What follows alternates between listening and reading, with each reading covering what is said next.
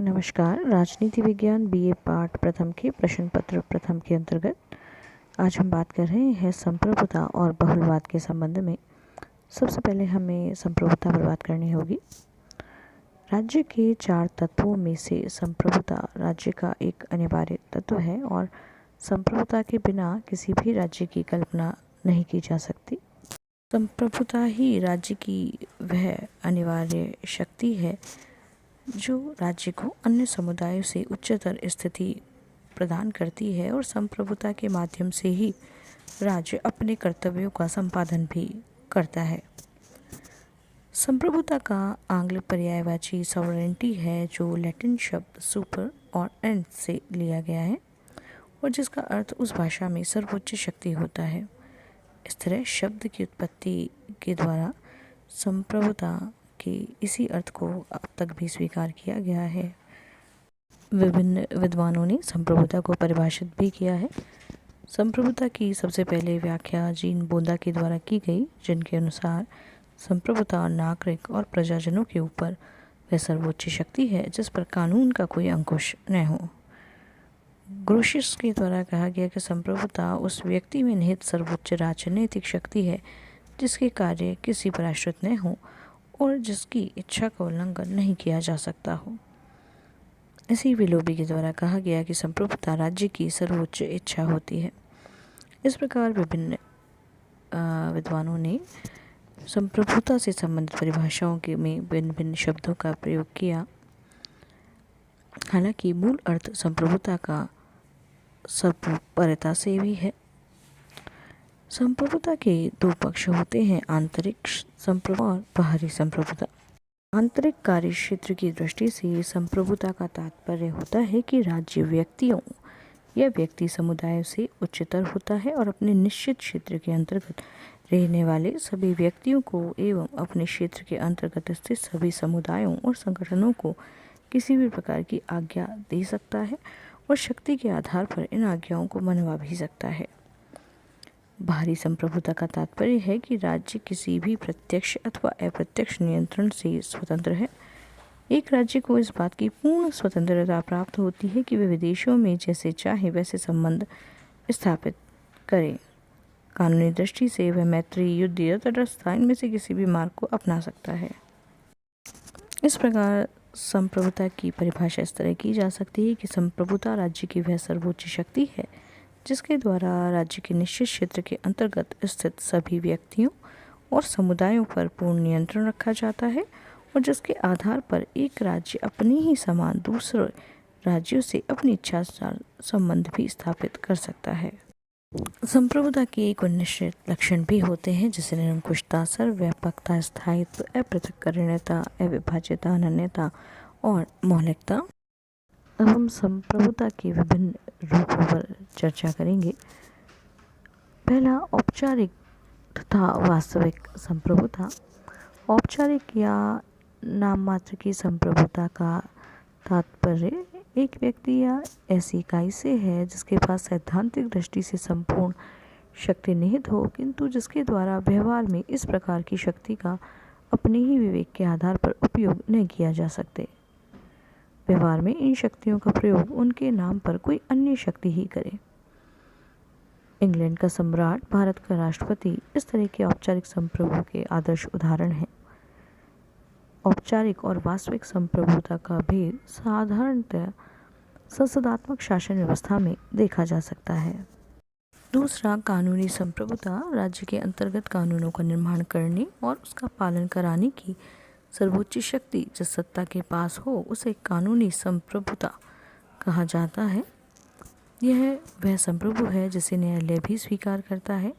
वैधानिक दृष्टि से इस सर्वोच्च शक्ति पर किसी भी प्रकार का प्रतिबंध नहीं होता और वह धार्मिक सिद्धांतों, नैतिक निर्देशों और जनमत के आदर्शों का उल्लंघन भी कर सकती है। इंग्लैंड में संसद सहित सम्राट को इसी प्रकार का कानूनी संप्रभु कहा जा सकता है। इस प्रकार की संप्रभुता निश्चित रूप से संगठित, स्पष्ट और विधि द्वारा मान्य होती है। व्यक्तियों को भी सभी अधिकार कानूनी संप्रभुता से ही प्राप्त होते हैं। यह असीमित और सर्वोच्च होती है। तीसरा, राजनीतिक संप्रभुता ये असंगठित और अनिश्चित होती है। स्विट्जरलैंड जैसे प्रत्यक्ष प्रजातंत्र वाले देशों में कानूनी संप्रभुता और राजनीतिक संप्रभुता में सामान्यतः कोई अंतर नहीं होता, लेकिन प्रतिनिधित्वात्मक प्रजातंत्र अधिकांश देशों में इस समय प्रचलित है और इसके अंतर्गत कानूनी संप्रभुता और राजनीतिक संप्रभु अलग अलग इकाइयाँ होती हैं। डायसी का कथन है कि जिस संप्रभु को वकील मानते हैं उसके पीछे दूसरा संप्रभु रहता है। इस संप्रभु के सामने कानूनी संप्रभु को भी सर झुकाना पड़ता है। जिसकी इच्छा को अंतिम रूप से राज्य के नागरिक मानते हैं वही राजनीतिक संप्रभु है। कानूनी दृष्टि से इंग्लैंड में पार्लियामेंट संप्रभु है, किंतु वास्तविक रूप में देखें तो पार्लियामेंट की सत्ता पर अनेक प्रतिबंध मौजूद है। पार्लियामेंट जनता के कल्याण और इच्छाओं के विरुद्ध किसी भी प्रकार के कानून का निर्माण नहीं कर सकती, क्योंकि जनता ही पार्लियामेंट के सदस्यों को निर्वाचित करती है और उस पर नियंत्रण रखती है। इस तरह संकीर्ण दृष्टिकोण से देखें तो एक देश के निर्वाचकों को राजनीतिक संप्रभु कहा जा सकता है, क्योंकि वे कानूनी संप्रभु का निर्माण करते हैं। लेकिन दलीय राजनीति, लोकमत और प्रचार के साधनों का भी कानूनी संप्रभु पर नियंत्रण रहता है। इसलिए गिलक्राइस्ट कहते भी हैं कि राजनीतिक संप्रभु एक राज्य के अंतर्गत उन सभी प्रभावों का योग है जो कानूनी संप्रभु के पीछे निहित रहते हैं। अगला है वैध और यथार्थ संप्रभुता। एक देश के संविधान द्वारा जिस व्यक्ति या समुदाय को शासन करने का अधिकार दिया जाता है उसे वैध संप्रभु कहते हैं, और एक देश के अंतर्गत व्यवहार में अथवा वास्तव में जिस व्यक्ति या समुदाय के द्वारा शासन किया जाता है, दूसरे अर्थों में जनता से जो व्यक्ति समुदाय वास्तव में अपनी आज्ञाओं का पालन कराता है उसे यथार्थ संप्रभु कहते हैं। सामान्यतः वैध और यथार्थ संप्रभु अलग अलग नहीं होते, किंतु जब कोई एक व्यक्ति या बहुसंख्यक जनसमूह राज्य के विद्यमान संविधान और कानून की उपेक्षा कर क्रांति, विद्रोह या शक्ति का प्रयोग के द्वारा शासन शक्ति अपने हाथ में लेकर अपनी सरकार स्थापित कर लेता है, तो ऐसी स्थिति में वैध संप्रभु पुरानी सरकार ही रहती है, लेकिन नवीन स्थापित सरकार उस राज्य की वास्तविक संप्रभु बन जाती है।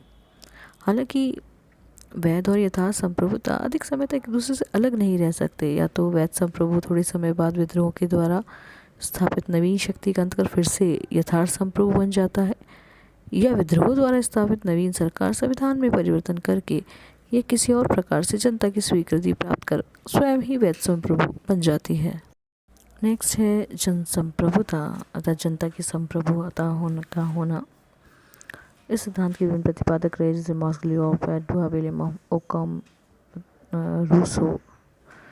रूसो ने कहा भी कि जनता की वाणी ही ईश्वर की वाणी है। राज्य की प्रभुत्व शक्ति जनता में निहित होती है और सरकार शासन एवं कानून निर्माण की शक्ति जनता से ही प्राप्त करती है।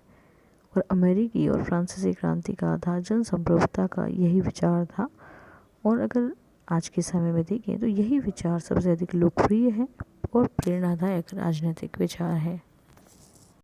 हालांकि संप्रभुता की झलक सर्वप्रथम में बोंदा की रचनाओं में दिखाई देती है, परंतु बोंदा ने भी संप्रभुता पर कुछ प्रतिबंध स्थापित किए थे।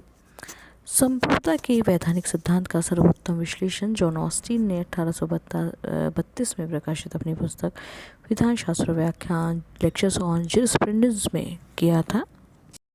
ऑस्टिन का कहना है कि कोई निश्चित उच्च सत्ताधारी मनुष्य जो स्वयं किसी वैसे ही उच्च सत्ताधारी के आदेश पालन का अभ्यस्त न हो, और यदि मनुष्य समाज के बड़े भाग से स्थायी रूप में अपने आदेशों का पालन कराने की स्थिति में हो, तो वह उच्च सत्ताधारी मनुष्य उस समाज में संप्रभु होता है और वह समाज एक राजनीतिक और स्वाधीन समाज अर्थात राज्य होता है। इस प्रकार ऑस्टिन के इस कथन से संप्रभुता की विभिन्न विशेषताएं स्पष्ट होती हैं। पहला, प्रत्येक स्पष्ट राजनीतिक समाज अर्थात राज्य में आवश्यक रूप से कोई व्यक्ति या व्यक्ति समूह संप्रभु होगा। संप्रभु किसी एक मानव या मानव समूह के रूप में हो सकता है, किंतु ये आवश्यक रूप में निश्चित होना चाहिए। इस तरह प्रकार का निश्चित मानव श्रेष्ठ स्वयं किसी उच्चतर अधिकारी के आदेशों का पालन नहीं कर सकता। उसकी इच्छा सभी व्यक्तियों और समुदाय से उच्च है। प्रभुत्व शक्ति को समाज की बहुसंख्या से पूर्ण आज्ञाकारिता भी प्राप्त होनी चाहिए। ऑस्टिन ये भी मानते हैं कि प्रभुत्व शक्ति का आदेश ही कानून है। प्रभुत्व शक्ति अविभाज्य है, वह खंडित नहीं हो सकती। हालांकि संप्रभुता के ऑस्टीन के सिद्धांत की विभिन्न विचारकों जैसे sir Henry Maine Bryce, Bluntschli, Stephen के द्वारा आलोचना भी की गई। इन सब का मानना था कि समाज में ऑस्टिन के निश्चित जनश्रेष्ठ को खोज पाना अत्यधिक कठिन है। ऑस्टिन का मानना है कि कानून संप्रभु की आज्ञा होता है, पर ऐसा भी आवश्यक नहीं है। ऑस्टिन ने शक्ति को अत्यधिक महत्व दिया है, संप्रभुता को अविभाज्य और असीमित माना है, जबकि संप्रभुता अविभाज्य नहीं है क्योंकि कर्तव्यों का बंटवारा समाज में किया जाता है। साथ ही संप्रभुता असीमित भी नहीं होती। इनका ये भी मानना है कि अंतर्राष्ट्रीयता के अनुरूप ऑस्टीन की धारणा नहीं है। हालांकि ऑस्टीन के सिद्धांत की इतनी आलोचना होने के बाद भी यह कहा जा सकता है कि ऑस्टिन ने वैधानिक दृष्टिकोण के आधार पर संप्रभुता के सिद्धांत का प्रतिपादन किया था और यह सिद्धांत उनका नितांत स्पष्ट है, तर्कसंगत है। विभिन्न विद्वानों ने संप्रभुता का जो विवेचन किया है, जैसे बोंदा, हॉब्स, हीगल और ऑस्टीन, इनके विचारों का अर्थ है कि प्रत्येक राज्य में एक ही संप्रभुता होती है, सभी व्यक्ति समुदाय उसी के अधीन होते हैं और ये सर्वोच्च सत्ता राज्य की सत्ता होती है। यदि इस धारणा के माने तो इसके अनुसार राज्य की शक्ति मौलिक, स्थायी, सर्वव्यापी और अविभाजनीय है और मानव जीवन की सभी पहलुओं का नियमन और नियंत्रण राज्य के द्वारा ही किया जा सकता है। इस संप्रभुता की अद्वैतवादिता की इस धारणा के विरुद्ध जिस विचारधारा का उदय हुआ उसे हम राजनीतिक बहुलवाद या बहुसमुदायवाद कहते हैं। प्रकार बहुलवाद को संप्रभुता की अद्वैतवादी धारणा के विरुद्ध एक ऐसी प्रतिक्रिया कहा जा सकता है जो यद्यपि राज्य के अस्तित्व को बनाए रखना चाहती है, किंतु राज्य की संप्रभुता का अंत करना श्रेयस्कर मानती है। बहुलवादी विचारधारा का मानना है कि राज्य सत्ता संप्रभु और निरंकुश नहीं है। समाज में विद्यमान अन्य अनेक समुदाय का अस्तित्व राज्य सत्ता को सीमित कर देता है। व्यक्ति अपनी आवश्यकताओं की पूर्ति के लिए मात्र राज्य की ही सदस्यता स्वीकार नहीं करता, वरन राज्य के साथ साथ दूसरे अनेक समुदायों और संघों की भी सदस्यता को स्वीकार करता है और ऐसी स्थिति में एकमात्र राज्य को संपूर्ण सत्ता प्रदान नहीं की जा सकती। गैटल ने इस बहुलवाद की विस्तार से विवेचना भी की है। उन्होंने कहा है, बहुलवादी इस बात को मान्यता नहीं देते कि राज्य सर्वोच्च समुदाय है, वे अन्य समुदायों को भी उसी आधार पर आवश्यक और प्राकृतिक मानते हैं। उनका विचार है कि वे सभी समुदाय वैसे ही महत्वपूर्ण हैं जैसे राज्य। मानना है कि इन समुदायों का प्रादुर्भाव स्वतः और स्वभावतः होता है, वे राज्य के द्वारा क्योंकि निर्मित नहीं होते और वे अपने अस्तित्व के लिए राज्य की इच्छा पर अवलंबित भी नहीं होते। इस प्रकार प्रभुसत्ता मात्र राज्य की ही धरोहर नहीं है, अपितु विभिन्न समुदाय भी उसका उपभोग करते हैं। राज्य अविभाज्य, सर्वोच्च और असीम शक्ति संपन्न नहीं है। प्रमुख बहुलवादी विचारकों पर यदि हम बात करें तो Gierke, Maitland, Figgis, Duguit, Krabbe, Lindsay, Miss Follett, Ernest Barker, G D H. Cole और हेरल्ड लॉस्की का नाम इसमें प्रमुख रूप से लिया जा सकता है। इस प्रकार आज के अपने इस वीडियो में हमने संप्रभुता की अवधारणा पर बात की, साथ ही संप्रभुता पर की जो बहुलवादी आलोचना है उस पर भी हमने बात की। धन्यवाद।